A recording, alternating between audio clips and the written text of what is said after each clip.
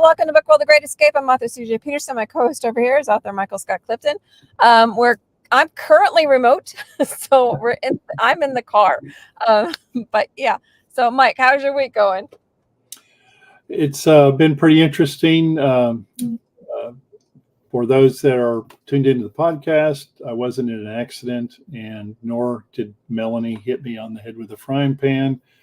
I had a dermatological procedure done, and so it's going to take a while for the wound from the procedure to heal. So anyway, it's something I had done a week ago Monday, and hopefully next podcast, again, I won't look like I've been branded on my forehead. So anyway, we will be going to our next Comic-Con, the Arkansas Comic-Con, which is actually a 3-day Comic-Con, and that will be held in Little Rock, September 6th, 7th, and 8th. It used to be a 2-day Comic-Con, but the interest in it has grown to the point where they've actually opened it up a 3rd day in order to be able to serve all the people who buy tickets who want to attend the Comic-Con. Because my understanding is they have a limit to how many people that can be in the state convention center. And it's a great problem to have because of the fire code. And so we've started, that was one of the first Comic-Cons Melanie and I started going to many pre-COVID. And it's always been a great Comic-Con. Met some good people and learned a lot about Comic-Cons, essentially from, like I said, getting started there. So we're really looking forward to that. Very cool.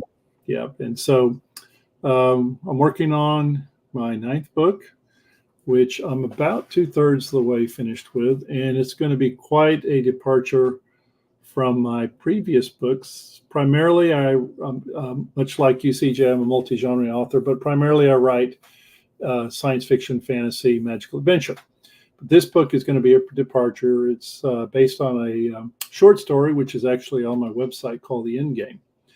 And it is a sports-related novel or story, and I've enjoyed writing. It's pretty good, I think, if I do say so myself, but we'll see. So I'm hoping to have it published sometime this fall, and again, we'll see about that as well. So looking forward to that. That's other than staying inside and staying cool and hiding from the general public because of the mark of the beast on my forehead here. We've had a pretty serene week, I should say, since the last podcast.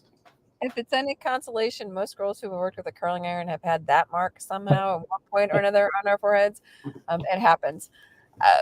For us, I'm still recovering from surgery, but I am driving now, and I was without my crutches this week, so progress is being made. Yay. But thank you guys for your understanding regarding last week of having to cancel last minute. We've actually moved that particular one into September. So today we're going to be talking about well-rounded characters. And next week we have J.R. Knoll, whose genre is fantasy. And then the 11th we have book covers. The 18th we have websites, and the 25th of September we're talking from social media skills. We have a lot of information coming your way over the course of the next month, as well as a possible new author for you to read. So lots of cool things coming up. I have been too busy to write. I have things that are in the process. They just have not gotten out yet. So speaking of in the process in writing, well-rounded characters. Sometimes people are like, well, where do you come up with these characters? How do you get your ideas? How do you make them kind of 3D versus 2D characters? Because characters can be flat. There's a lot of tropes that you have to kind of fight against. There's a lot of like the checklist theory. There's a lot of things we're going to be talking about today regarding the well-rounded characters. So Mike, would you like to start? Sure. It's kind of like the adage of what came first, the chicken or the egg. Mm-hmm. And so with authors, well, what came first? Was it the story, or was it the characters that populate your story? And and I think that it really depends on the author. I think if you have a general idea of the story, we of course, as we've talked about famously many times, we're both pantsers, Oh, so nothing's nailed down or in black and white that can't be changed. And I think the same is true with characters. But I do think that character development in a story is just as important as the story itself. Because if you have a story, obviously, and the characters don't really align with the story itself because they seem, let's say, out of place.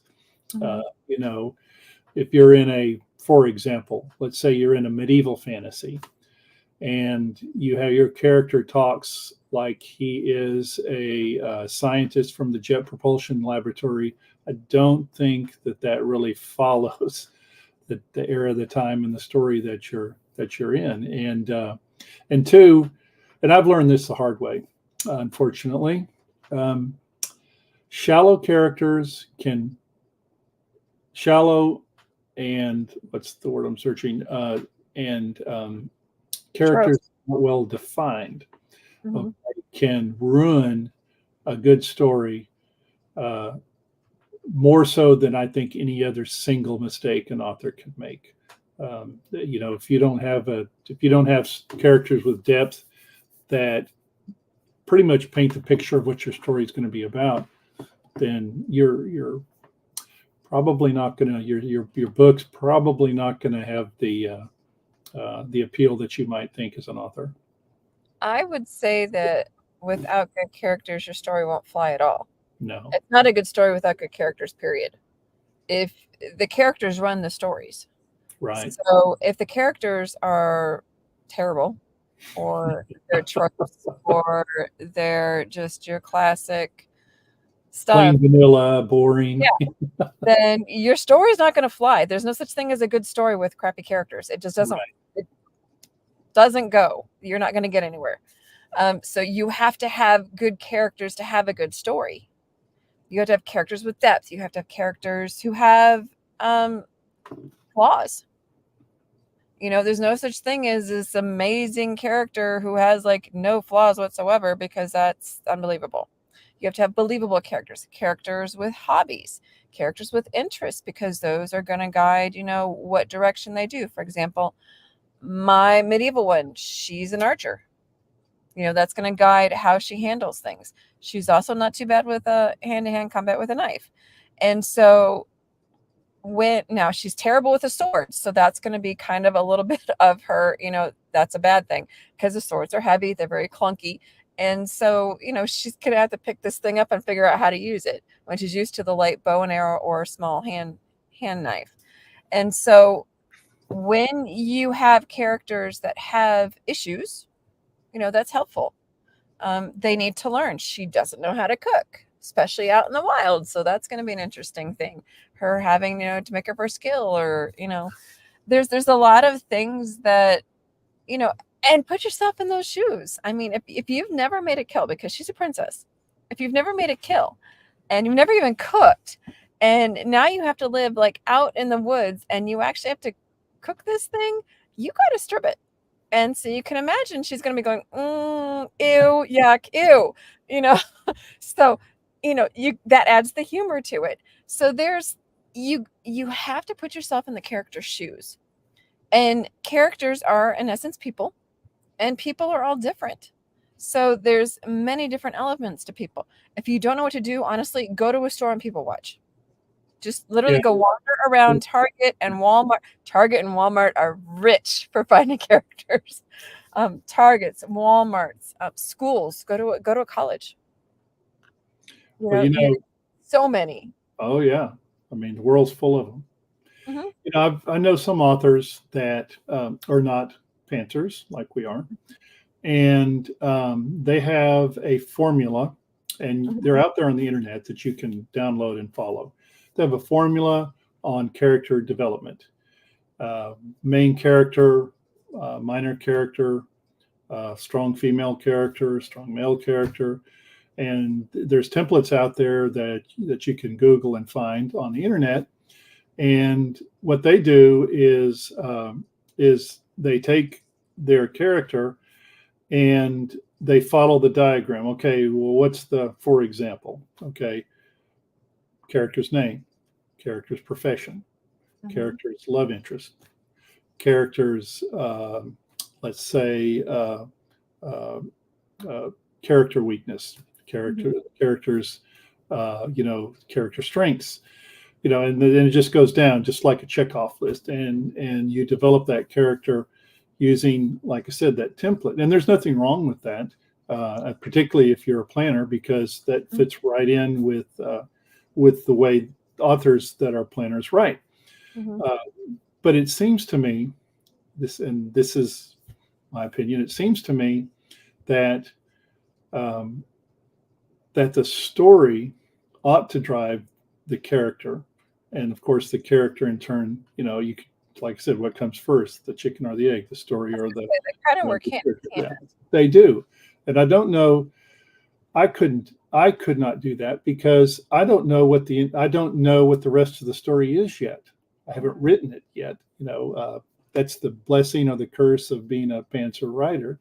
um, but I can see how, if a person is very organized and they are in that kind of vein where they write in Mhm. a very organized, follow this blueprint, that would be something that would be, important. And it would be easier to do it that way, I would think, because if you do have a template and you're filling it in, they're designed to be, these templates, these character templates, they're designed to make sure that when you finish, your character is well defined. Uh, Mhm. but again, if you haven't written the story yet, um, Yeah, you have to have some leeway in there. yeah, yeah, I think so. Um, I cringe at the word template. I'm pretty sure anybody who was watching this in the video saw me literally cringe when you mentioned template. I'm like, yeah, mm, no, I don't do templates. I don't do formulas. If you follow those, anybody can write your stuff. One thing that I used before I started figuring out my characters, and it's going to sound a little off, was the D&D profile pages because they're very detailed. And then the other thing I would do is just ask myself maybe something like, okay, well, what's a couple of this person's strengths or hobbies? Are they an artist? Because an artist is going to dictate how they react to things. You know, what's we all know that anybody who's watched us enough knows that a lot of times what happens with me is I'll get a scene from a song. So whatever that scene is what my goal is to get to.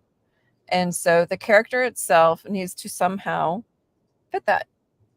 And so in doing so, I'm able to have a little bit more play within the character and figuring out how I want that character to go because I just start off kind of really small. I don't have a whole lot of details for my characters. Usually height, weight, eye color, hair color, body type, birthday, age, um, family, siblings, parents, what's that situation. Literally, that's it. When I start, that's all I've got. Maybe a hobby or two. And then I just start writing, and the character actually develops with the story. And my people like it because they never know how it's going to end. Like a lot of times they've said, "Oh, I thought it was done," because traditionally books go like that little bell curve thing, and once you reach the climax, you kind of start to go down. No, mine start to go down, then they go right back up again. So, in having flexibility and not following a formula of any kind, it allows me, I might be like an outlier, but it allows me the flexibility that my people don't know what they're getting when they pick the book up. They just know that it's going to be a wild ride yeah. and a journey of the heart and soul. That they know. But they like as much as I do the unknown of the whole thing. What I've tried to do with the books I've written in the fantasy genre, okay, Mhm. uh, and I mean, I guess time will tell if I've been successful at it, but I try to develop characters that somebody who has never read fantasy before, Mhm. if they picked up one of my books, they could immediately relate to the character as someone that they would meet. You mentioned at Targets or in front of Walmart or someplace like that. And often what I'll do is I will actually start the story in a contemporary setting and then transition at some point to the fantasy world or vice versa. Transition, which I did in Pringle Prawn, transition from a magical world to a contemporary setting. Mhm. And in so doing, again, people who have never read fantasy, science fiction, can immediately identify with a character because they're in settings that people ordinarily find themselves in. And then, Mhm. of course, the character development, as we've talked about, follows with that setting. I think the biggest mistake that I have made as an author, and I don't know how other people have done this, they may have never made that mistake before, uh, but once you have established uh, once you have established the caricature of your character, Mhm. and then you abruptly change it at Mhm. some point in the course of a book, um, that is that is a big mistake. Now, let because now what you've done is you've spent this time to develop your character, and then all of a sudden the character does a 360. Now, what I'm not saying is because I know that some, you know, your characters can, um, can start off and be very unsympathetic people. That's Mhm. actually something that a lot of authors do nowadays. A person like take Dexter, the Oh, yeah. serial killer. Okay, Dexter, he's a bad guy. He's a serial killer, but we find out he only kills bad guys. Mhm. So and I've seen that before, where you take a person who is a very unlikable character, and very, an unlikely hero, if you want to call it that. And through the course of the story of your book, they do make a change from, like the anti-hero that becomes a hero. Now, I'm not saying that. I'm saying when there's no logical point in taking a character that you went to great pains to develop in the course of, say, the first half of the book, and all of a sudden, inexplicably, they change into somebody else, something else entirely, and it really doesn't follow any logical reason why. They're not going from, a bad person to a kind of good person. You're just changing for change's sake. I made that mistake. Uh, uh, in some of the early books that are not the books that I actually ended up getting published, but some of the ones I first started writing, and Mhm. that was pointed out to me uh, quite emphatically, I might add. You have to be consistent. Your Mhm. characters have to be consistent once you have established their persona. Yeah.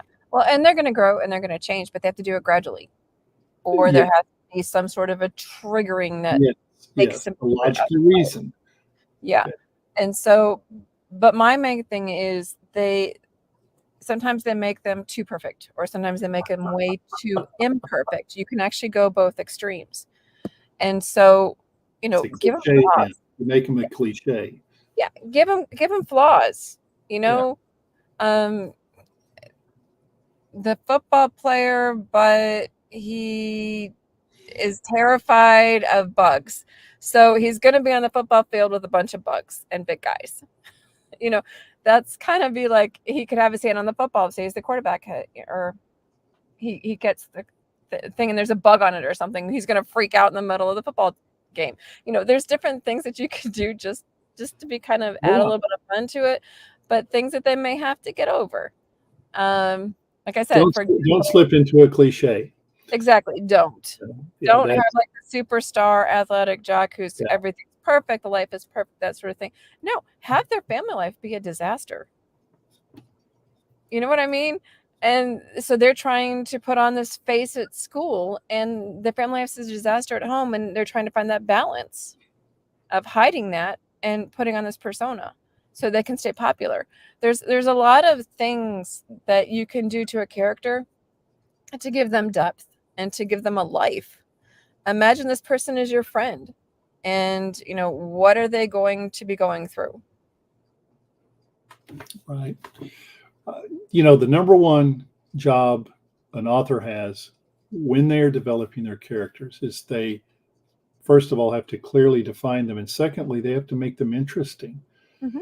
If they're boring, if they're plain vanilla, and especially if you make them into a cliche-ish version of, of a of a character that's boring, doesn't matter. I don't think what your story is. You know, good characters can carry your story, can carry your book.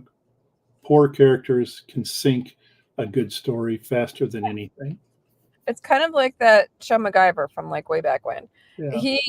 His thing was he never used guns. He used all sorts of other things, but he never used guns. Didn't, And his mind was very science and mechanically oriented, so he could make pretty much something out of nothing.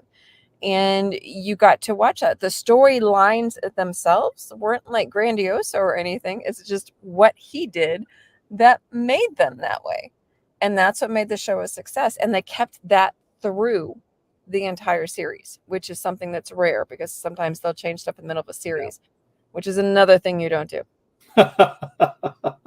That, don't get me started on that one.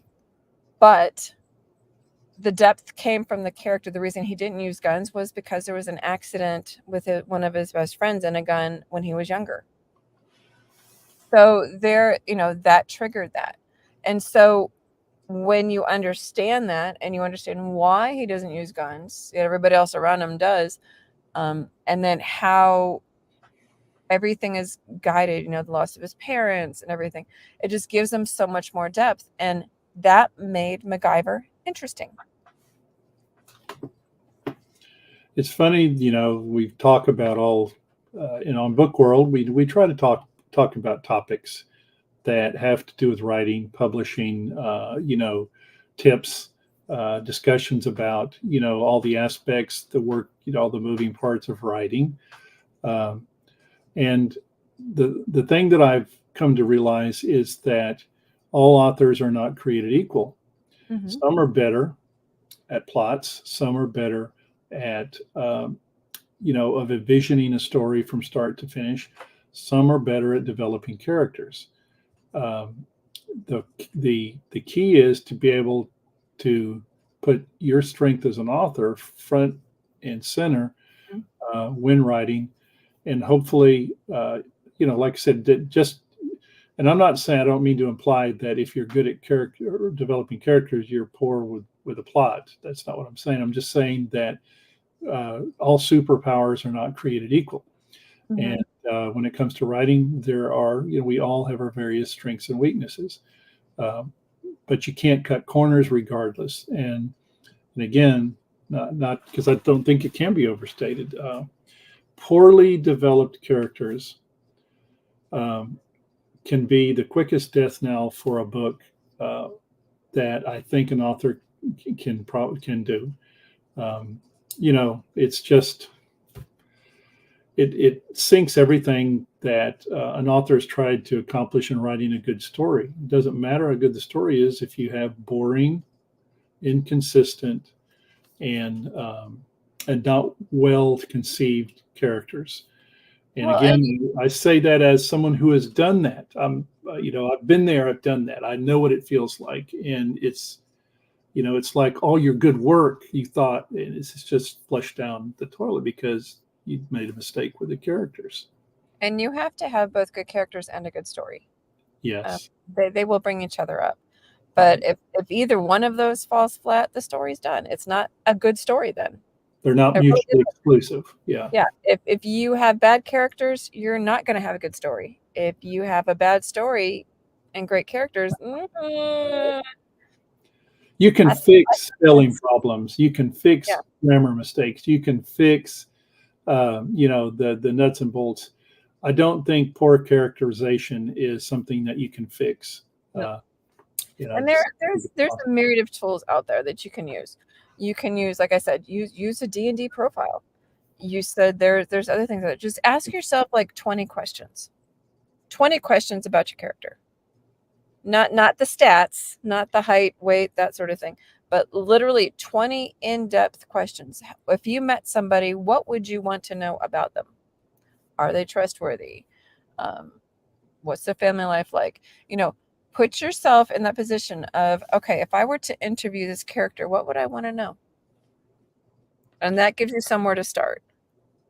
If you have, As far as finding characters, one tip that I use, I go over to Dreams Time because they have Dreams Time.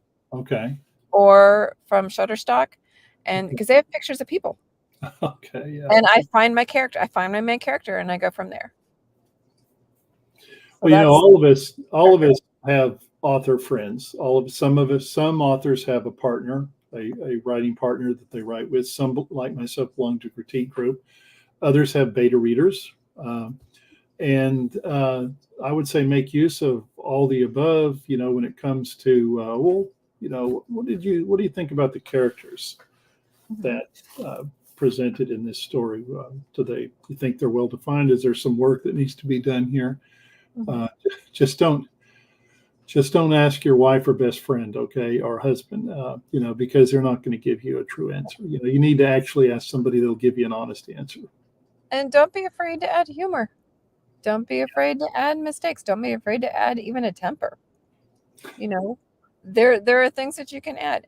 People are people at their core. They're just different mixtures of it. It's kind of like there are 7 basic stories in the world, and each author puts their own spin on it. It's the same thing with characters. There are basic people at their core. It's just the different elements of their life that have made them who they are. And when you understand that and understand what those elements were that made that character the way that they are, then you can dive deep into your character and flesh them out and make them, and the journey itself that the reader goes on with them, one for them to remember. Oh yeah. Who can forget Samwise Gamgee in Lord of the Rings? My favorite. He's my favorite one. Who can remember? Who can forget Short Round in in the Indiana Jones movie? It's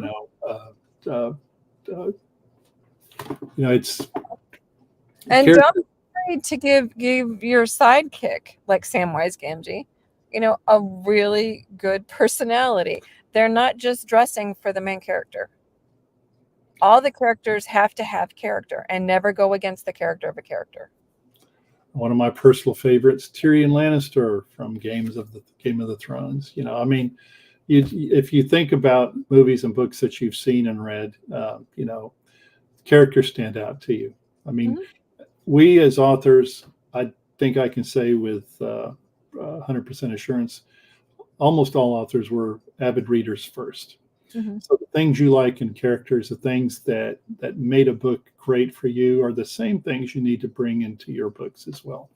Oh, definitely. And there are some really quirky people out here in this world. And when you find them, don't be afraid to ask them, hey, can I put you in a book? Yeah. Or can I put a character like you in the book? I ask that all the time. My first thing coming out of everybody's mouth is, please don't kill me. So, that's how it rolls with me. But when I find a person quirky enough to go into a book, I actually talk to them. I learn more about them, figure out why they are the way they are, and go from there. I saw at the mall, this has been a number of years ago, a guy that came in that was 100% Roper cowboy. Had the boots, had the Wranglers, had the hat,